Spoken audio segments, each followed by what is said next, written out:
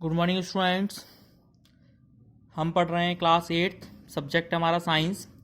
इसमें हमारा चैप्टर चल रहा था 16, जिसमें हमारा आज का टॉपिक है केयर ऑफ द आइज, आँखों की देखरेख कैसे करें।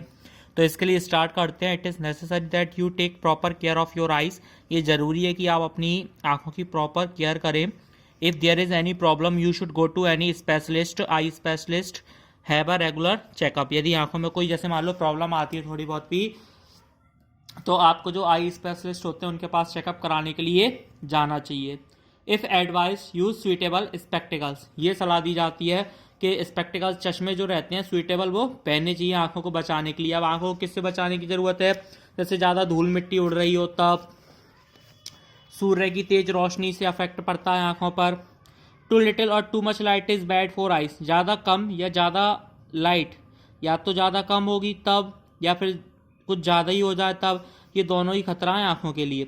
Insufficient light cause eye strain and headache, जब लाइट जो कम आ रही है, इनसफिशियंट पर्याप्त लाइट नहीं आ रही, मतलब कम प्रकाश है, उससे क्या हो सकता है? Eye strain and headache. Headache मतलब सिर दर्द होता है, और आई स्ट्रेन मतलब आंखों में दर्द हो सकता है आपके। Too much light like that of sun, अब ज़्यादा लाइट से क्या हो सकता है? जैसे कि सन से जो आती है powerful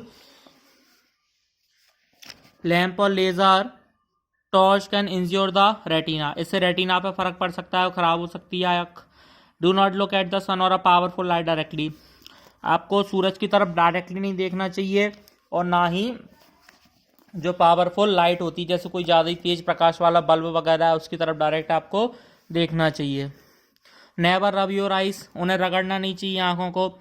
if particles of dust go into your eyes wash your eyes with clean water, यदि आंखों में धूल मिट्टी चली जाए तो उसे सब पानी से धो लेना चाहिए। If there is no improvement go to a doctor, यदि सुधार नहीं होता आंखों में, मतलब कोई आपको राहत दिखाई नहीं पड़ती, तो फिर डॉक्टर के पास जाना चाहिए आपको। Always read at the normal distance for vision, और हमेशा उतनी दूरी पे किताब को रखना पड़ना चाहिए जितना नॉर्मल विजन होता है। ये आपका 25 सेंटीमीटर होता है, कम से कम 25 सेंटीमीटर की दूरी होनी चाहिए क्लियर रूप से पढ़ने के लिए। Do not read by bringing the book too close to your eyes, ज़्यादा किताब को अपनी आँख के पास मिला के नहीं पढ़ना चाहिए। You learn about balance diet in class 6, आपने क्लास 6 में बैलेंस डाइट के बारे में पढ़ा था। संतुलित आहार जो होता है, food is deficient in some components every may also suffer, यदि फूड मान लो डेफिशिएंट होता है तो क्या अपन को सफ़र करना पड़ता है, मतलब प्रॉब्लम हो जाती है।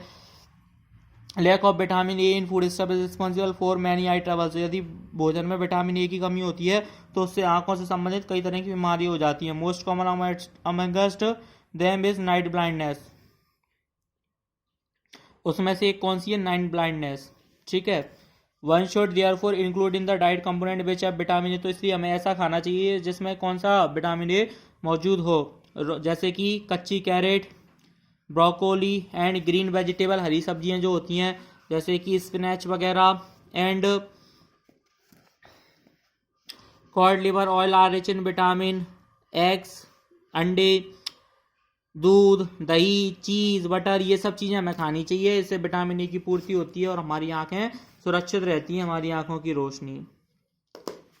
Visually impaired person can read and write, some person including children can be visually impaired, they have very limited vision to see things, जैसे कोई कोई को बहुत कम दिखाई देता है। some person cannot see at all since birth, कुछ लोग जन्म से अंधे होते हैं। some person may lose their eyesight because of a disease or in an injury, कुछ लोग किसी दुर्घटना में या किसी बीमारी के कारण अपनी आंखें खो देते हैं। Such person try to identify things by touching and listening, तो लोग क्या करते हैं, इन चीज़ों को कैसे पहचानते हैं? ऐसे लोग चीज़ों को छू के और देख के। To voice more carefully they develop their other senses, अब होता क्या, जैसे मान लो ये वाली आंखें खराब हो गई तो जो अदर सेंस हैं वो ज़्यादा उससे काम करने लगते हैं, ज़्यादा कैपेसिटी के साथ।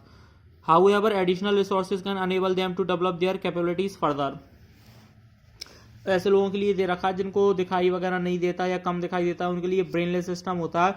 The most popular resource for visually challenged person is Braille. अब ब्रेनले में होता क्या है?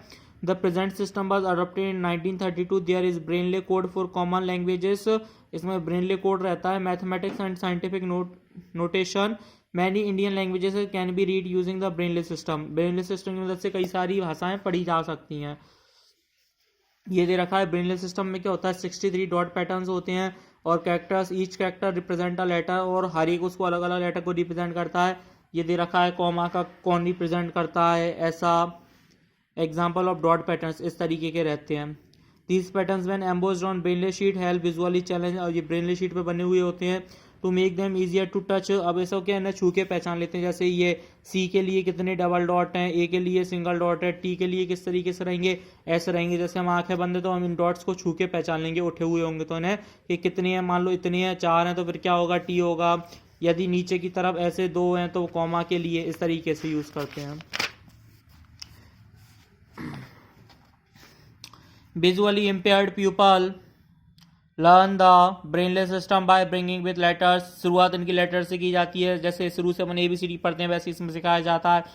Method depend upon recognition bye touching, और कैसे टच करके पहचानते हैं। जैसे मान लो ये ऐसे उठा हुआ है, यदि 2 बिंदु है तो ये क्या होगा, A होगा, या 3 है तो B होगा, क्या इस तरीके से रहता है।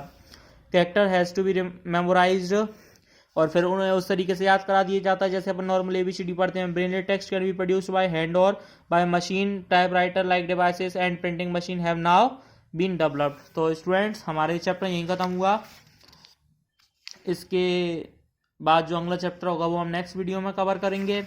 फिलहाल इस वीडियो में इतना ही। इस वीडियो को लाइक और शेयर जरूर कीजिए, और चैनल को सब्सक्राइब करना मत भूलिएगा। चैनल को सब्सक्राइब कीजिए स्टूडेंट्स। Thank you students.